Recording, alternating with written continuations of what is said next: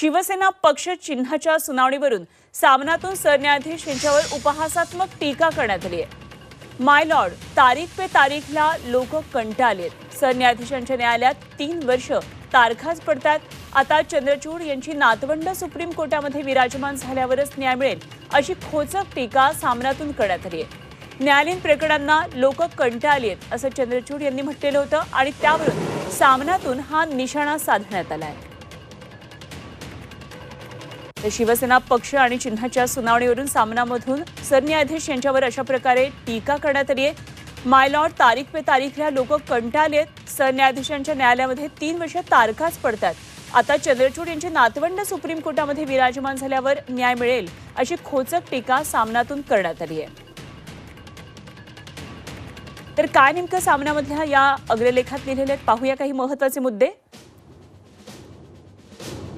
न्यायालय निष्पक्ष राहिलेली नाहीयेत, न्यायालयांवर दबाव आहे असं अनेक न्यायमूर्तींनी निवृत्तीनंतर सांगितलं।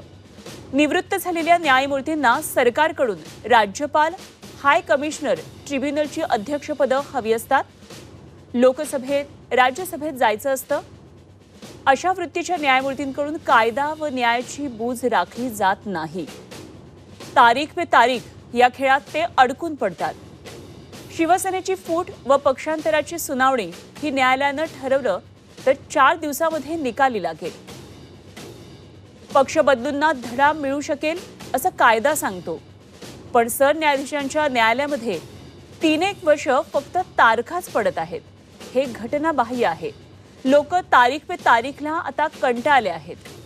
माय लॉर्ड, चंद्रचूड साहेबांची नातवंड सर्वोच्च न्यायालयामध्ये विराजमान झाल्यावर या प्रकरणामध्ये न्याय मिळेल।